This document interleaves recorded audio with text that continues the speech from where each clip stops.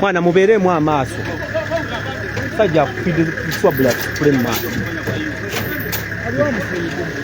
abadde okwo kupaatula gikamye bukame bwannagimukuba maaso eyo yennyini akakubye supreme mass eno gye bafuuyira obufuyizi kaswabula kamuyingiza omwo kyolaba ekigenda mu maaso tuli mu kampeyini eno mu kampeyini ate ng'obeera nga amayinja agasinza okuntisa ge gavudde eno olaba wano eno bavuddeyo ejjinja badikukidde wano waliwo agavudde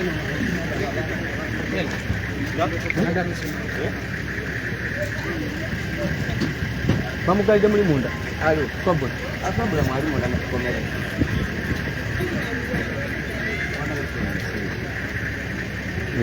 tulaga ekigenda mu maaso omwana bamufiidde kamulali mu maaso swabula bamufiidde kamulali mu maaso yolaba ebigenda mu maaso tuli mu kampeyini eno emmotoka y'omubaka w'e Kawempe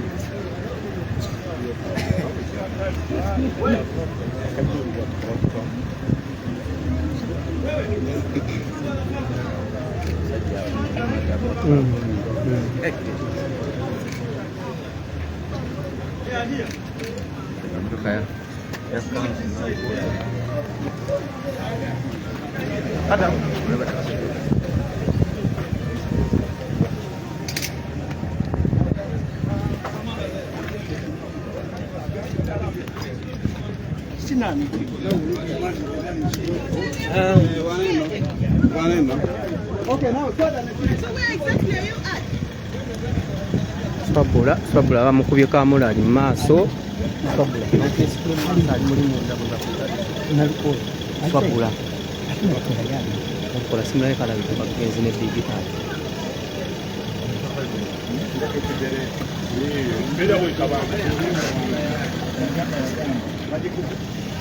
owonye ejjinja mukulaba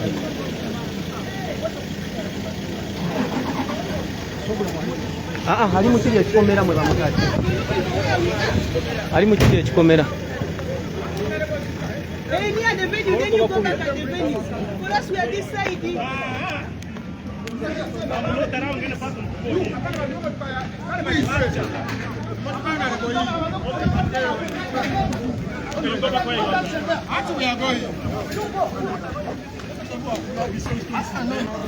Uganda kigenda mu maaso mu ggwanga Uganda kitiisa kati right now betwogerera ekiri e Kawempe North Nalukoola wabadde ategese okuba nga miitinga n'abantu be leero yes bayibubirawo ebigenda mu maaso nti poliisi evuddeyo nebasalako iphone kalina muno poliisi ebasazeko bubi nnyo nebakyankalanya kwegamba basuse ne babagoba embogo ne babagamba temutegekayo omukulu agenda kubanga naye ikirayoko ku lwale ya munne wa NRM naye ate kati ne babagamba mugende Komamboga kati kwe kujje Komamboga naye ate kati kyantiisa nnyo okulaba nga bayimbudde abasajja abawanvu n'abampi basobole okuba nga balemesa lwale eya Nalukoola Erias ng'ennaku zisemberedde ez'okulonda ez'akalulu lwaki ate gavumenti esalawo okukola ebintu nga biti twetegereza twagala kulaba kikigenda mu maaso tulaba abantu bagenda bakwata mpola era nga bambi munnaffe Sabra ow'omukisa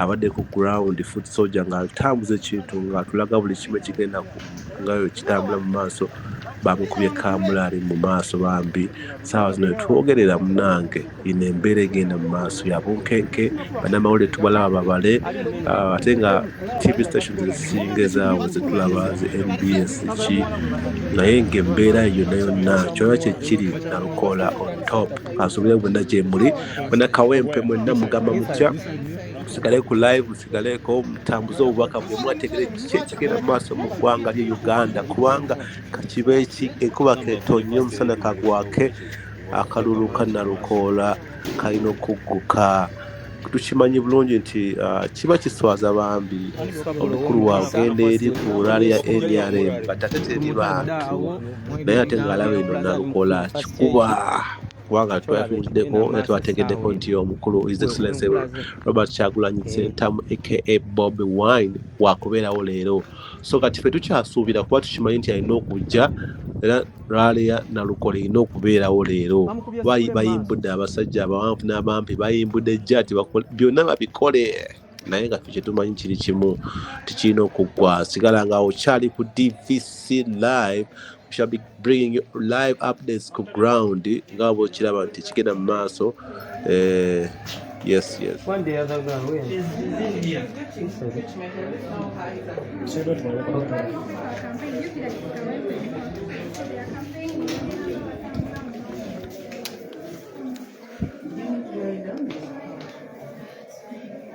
olengera kati abantu bagezako okufuna bujjanjabi because what's going on si kirungi nnyo bannange. lengera bannange abantu lwaki boyisa abantu mu mbeera bwetti. Bannayuganda banno nga tebaziza musango gwonna, tebalina gwe babbye.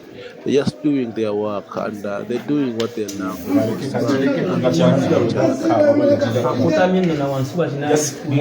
Mwina kufan. Yautule mfan. So that's the funny. Tugakwata tukasimu let the tears flow. We'll be fine. Obatule komu so wasi kyatule bwana. Obatule bwana. Wamino. Sabula munaye bamukubye spray. Indeed, yenna akoze ekintu kino, akubye sabula spray era asaana n'akuba mu mbuga z'amateeka. Lwaki bakumadembe beeyisa mu mbeera eri unprofessional?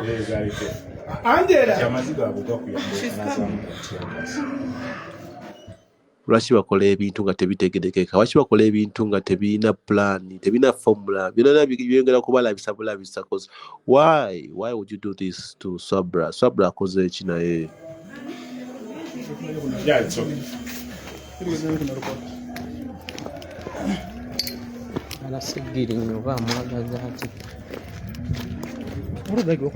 Mwatu Munayuganda embeera bwetyo nga bw'ogiraba yegenda mu maaso.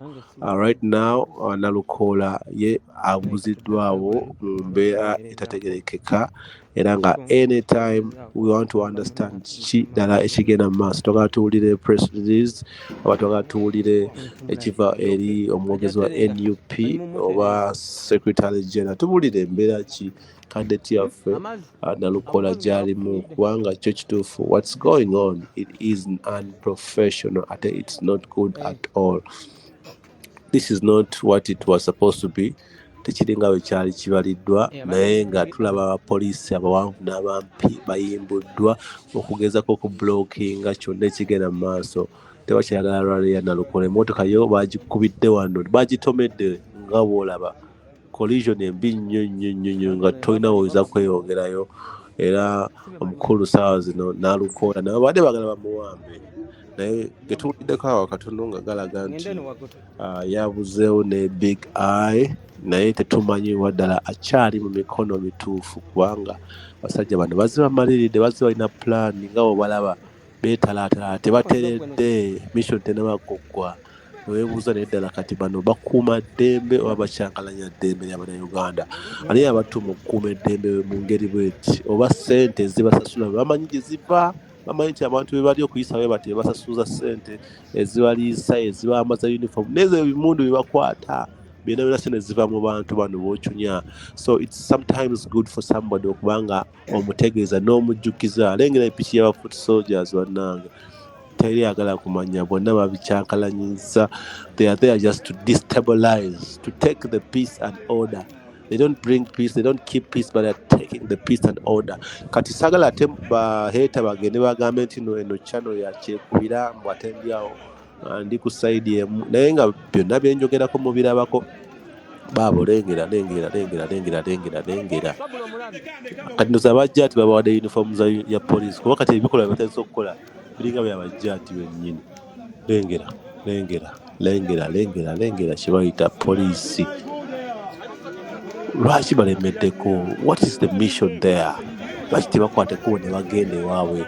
Awo ddembe balirikuma batya? Uyo tulengeddeko omukulu big eye nga naye abenganga n'abannamawulire abamu bambi bagezaako okwerwanako kati kino ekisinga n'okumalamu amaanyi munnamawulire ali awo agezaako okulwanirira ddembe nga naye nga n'eddembe ly'omunnamawulire teririiwo. Why? Ebibuuzo bingi naye ansa ntono.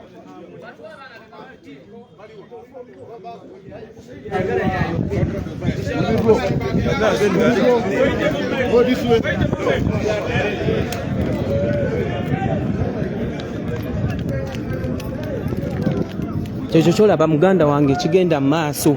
Swabula ali mu ddwaliro ly'engezezaako erimu Balaga, bamukubye sipule mu maaso. Omusajja amufuyidde sipule mu maaso eya kamulali so that okulaba nga nkavalinga nga munnamawulire munnange sobodde omumusikako mangu kamera ze nesobola ozimujjako era essaawa eno ali mu ddwaliro.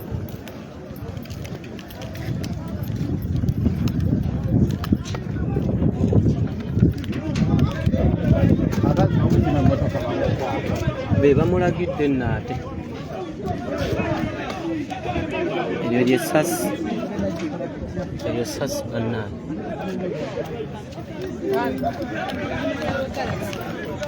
Wagala kufi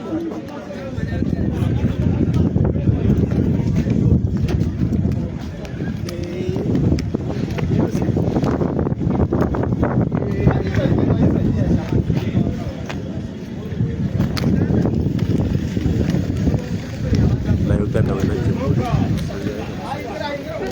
sabina Nalukoola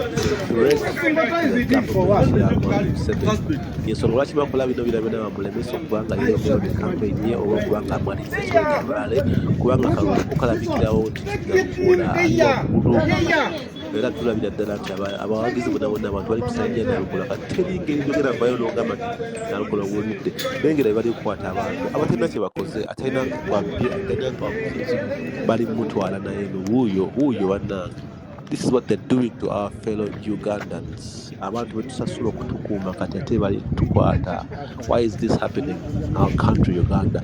Lwakutya kiki olowooza ku mbeera eno bannange mupe ku comment temusiriikirira kimanye embeera eno si nnungi naye let's share ideas. Abasaba kusabe whatever that you can do, whoever can support Sabra support sawa zino si nnungi kyokka ate nga mukyala wattu agezaako nnyo okulanga atuwa information ku sport abadde ne Nalukoola from day one buli wamu atambula naye afuba nnyo okulaba nga tutuusako byonna ebigenda mu maaso in real time.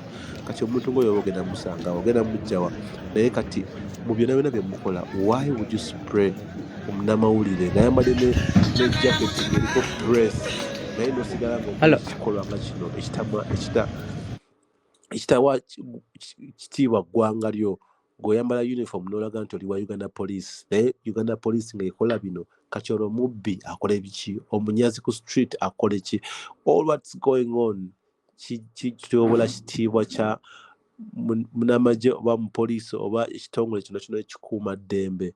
And this is what's going on in Uganda. Si gwe kusoosa okuba nga tuli mu mbeera bweti era twalowooza nti bizikiddemu balese ejjaati bakoze biki bamenya abantu ebigere bakoze ki bamu babasibye kati on top of that abamu be basiba babarepingiddeyo babakubye bubi nnyo babayisiza bubi nnyo era ne babamma ne obuyijjanjabi mu malwaliro aga government. Kino kitulaga ki on international level gwoba oli eyo nga osobola okulaga vidiyo eno banno abali eyo nga tebamanyi Luganda tebabitegeera.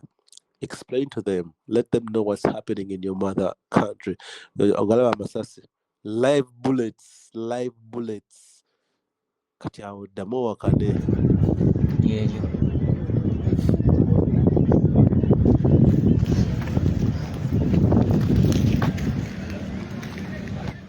wano kigambibwa nti ebigendererwa ebiriwo wano kati byakutwala bulamu bw'abantu.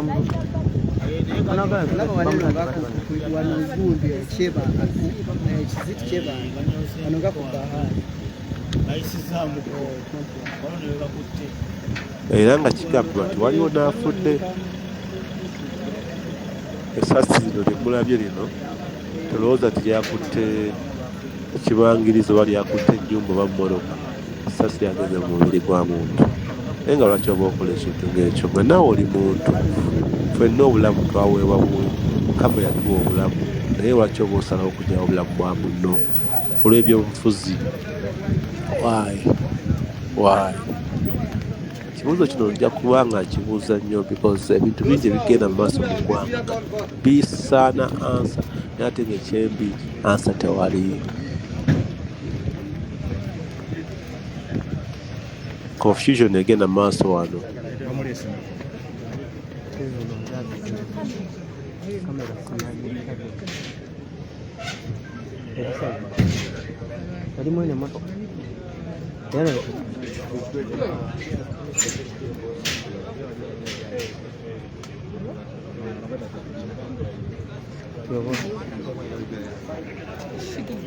Mukimanye nti ekigendererwa ekiriwo kya kukwata Nalukoola, kumutta oba kukola kyonna ekisoboka, naye kubanga bamulemesezza okugenda mu maaso ne rale eno eya leero, naye nga kinaasoboka because tukimanyi nti Katonda ali ku sayidi ya Nalukoola, abantu bali ku sayidi ya Nalukoola, buli kimu kiraga nti Nalukoola is on top. But tulaba amagye, SWAT, jaati, poliisi, buli kimu ekiri ku sayidi enyigiriza omuntu wajo kulwanisa Nalukoola. Bambi lulimba zi Nalukoola talina gwe yabba, talina gwe yatta, talina kyakoze kibi. What he is doing is lawful. Lengera batwala abantu naye nga bakoze musango ki mazima ddala. Kati wano okubajjayo tugenda wulira wano kati nga si kyangu omusango omunene nnyo. They are peaceful, they were just taken by the police, by the people, the very people who are supposed to be protecting them, and the people who are taking their peace, that taking their freedom. Yes. Ekidda ku Bahayi era nga muwulidde nti ekigenda mu maaso wano kitokota si kisaanyi. Buli omu ali wano akasiirikizi, like the silence is too loud. Kyenza okugamba nti nno wadde towulira mbeekulu, towulira ndu, towulira ki, naye ate kigenda mu maaso kireekanda nnyo oba kiwaawala nnyo mu matu gaffe. We are wondering why a state like Uganda eyinza okukola ebintu nga ebiti ebidehumanizing abantu, nti ekintu kye bayita human rights be bakafulu mu kukityoboola. UN weebeera eyo neeraba ekintu kino neebanya ebigenda mu maaso mu Uganda. What do they think? Omuntu okubanga ali member wa UN naye ng'akola ebintu. This is a time abali mu diaspora abasobola abalina obuyiza bonna musobole okubaako kye mukolawo okuyamba ensi yammwe. Mugende ku embassy za America, eza UK, mubagambe bamubawandiikire bagambe lwaki mukusupportinga ensi ekola ebintu ebiti, ensi erwanyisa eddembe ly'omuntu ate nga muclaiming okuba nga muli ba allies nabo. Check what's going on right now. It's a free political rally. Ensi egamba nti na democracy naye nayingira eno democracy nga abantu babayisayo bati. This is not good at all. Noba reporter nga oli munyampi tosobola kureportinga kusaidia kubanga tolina ngeri gy'oyinza talika bawolereza bannange. Ebintu bye bakola bibaswaza buswaza, tebakyaswala bo kwegamba abakulu, baswaza buswaza. Naye nga this is what's happening. Emmotoka ya Nalukoola liyo bagitomedde ne kabangali, bagitomedde mazima ddala, ne bamublockinga, ne bamustopping okubanga agenda wantu wonna. Why? Because baagala okusikyankalanya. Awuliddeko nti omukulu ali Mbogo,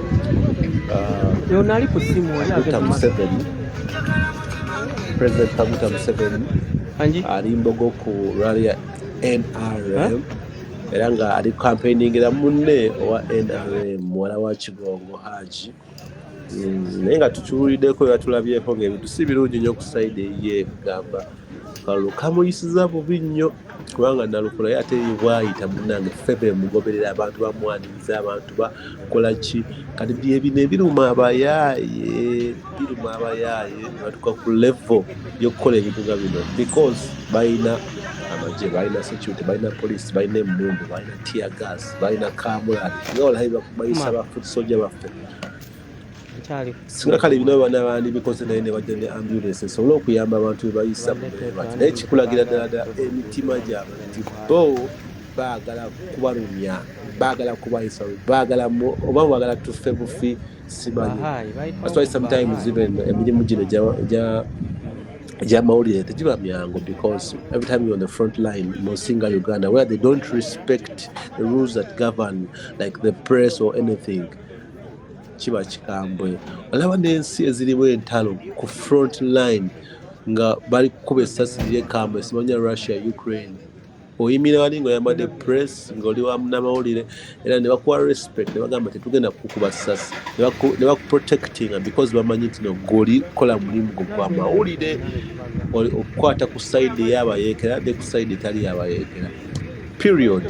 Munnamawulire abeera neutral era nga tusoma obunnamawulire baatulaga nti omunnamawulire obeera neutral naye wali ensi bannange weekutwala mu direction neekunyigiriza naawe n'olabira ddala nti kati tokyalina lukusa lugamba nti ndi wa sayidi eno ng'olaba sayidi enyigirizibwa nnyo ate nga naawe n'ogwa kati ng'olina kola kimu kwerwanako kukozesa professional talent na skill gy'olina kwerwanako kubanga ate onunula eggwanga lyo kuba abaana bo balimu eri eggwanga bajjajja bo balimu eri eggwanga future ye erimu eri eggwanga bazadde bo na buli kimu era nga wekimanyi because a country and a nation is always a nation. Yes, musigale nga kwemuli twagala kulaba biggweera wa Nalukoola bamutwala gye bamwagala bagenda ku stopping rally eno His Excellency Bob Wine anatuuka ku ground kati bwali katutunulako ku side eri otherwise tulabe how we can contrast ekiri wano ekyomukiraba kyekyo kigenda mu maaso naye kati tugende mu studio yaffe wano batulageko ku side eri ate kiri kitya kitambula kitya musigaleko wano ku DVC.